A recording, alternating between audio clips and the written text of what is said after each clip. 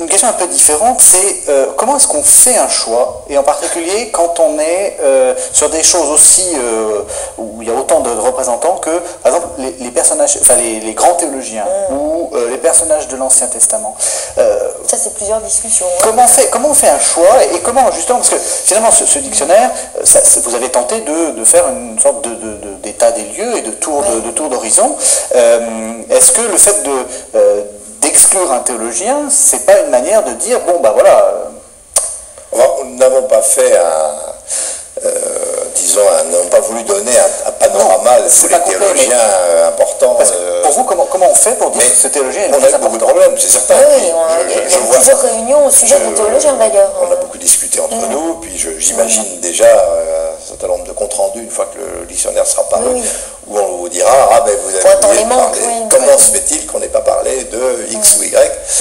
Il faut évidemment, tous les choix sont arbitraires, discutables, etc. Bon, malgré tout, on a essayé de réduire la part d'arbitraire, précisément en prenant cette notion de figure, de prendre des personnages significatifs, dans la mesure où nous ne visions pas l'exhaustivité, mais on a voulu que chaque courant de pensée à l'intérieur du christianisme, ou chaque tendance, soit représenté par un personnage qui l'incarnait au plus haut point. Voilà.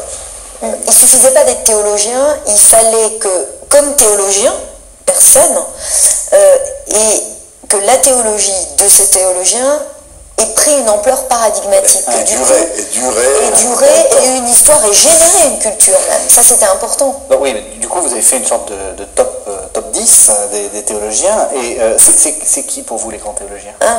C'est très difficile de le faire pour le contemporain, c'est plus facile pour le passé. Alors évidemment, on a fait des articles Augustin, Thomas... Alors j'ai fait l'article Augustin, donc ma préférence elle est vite trouvée, voilà. C'était Augustin. Pour le contemporain, c'était difficile, je me souviens de plusieurs réunions, on s'est dit mais pourquoi on ne met pas un tel, et donc le choix a été drastique parce qu'il était commandé par une méthode. C'était vraiment ce que je vous disais, il fallait que la théologie de ce théologien et générer quelque chose qui la dépassait d'une certaine façon. Pourquoi Augustin? Pourquoi le plus grand? Le plus grand parce que c'est tout en un avec Augustin.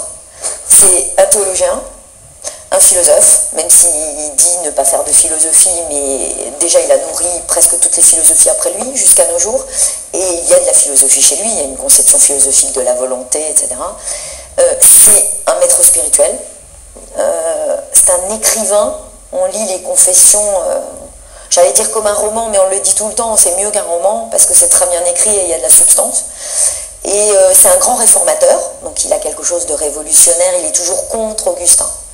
C'est un batailleur, c'est un politique, il y a tout en Augustin. Je pense que c'est ça le génie, c'est quand d'un coup quelqu'un est brillant dans tout ce qu'il fait. Et il y a tout, et il a toujours été une référence au cours des siècles. Chaque fois pour des choses différentes d'ailleurs. Chez des gens très différents. Au Moyen-Âge, on s'y intéressait pour sa théorie de la lumière, par exemple, choses comme ça. Ensuite, on s'y intéressait à l'époque de Luther pour sa conception du péché et de la prédestination. On le retrouve dans le jansénisme au XVIIe. Docteur de la Grâce. Voilà. Donc c'est une figure, une référence constante, et on le retrouve même tout récemment à travers ses sermons. Pensez à la grande soirée qui a eu lieu à Notre-Dame. Absolument. Où on a lu en chair des sermons. Jusqu'aux lectures, voilà, par Gérard Depardieu, parce qu'il représente aussi, il est accessible, on a l'impression qu'on peut le lire sans avoir fait de théologie, alors que Thomas d'Aquin est peut-être moins accessible d'emblée, et parce qu'il est la figure du converti. Et alors ça rejoint une autre notice qu'on a évidemment dans notre dictionnaire, c'est même les gens qui ne connaissent pas bien l'œuvre de Saint-Augustin savent qu'à un moment donné, il y a eu un avant, un après, et que c'était en gros un débauché, bon un débauché, il faut y mettre plein de guillemets, il a volé quand même qu'une poire, un débauché qui ensuite a découvert un autre mode de vie qui rend heureux. Donc ça c'est une figure qui on peut accéder à lui à travers les confessions, qui sont un livre assez facile à lire par rapport à d'autres traités extrêmement philosophiques d'Augustin qui sont beaucoup plus durs. Donc on peut entrer à plusieurs niveaux et c'est ce qu'on a fait pendant 15 siècles.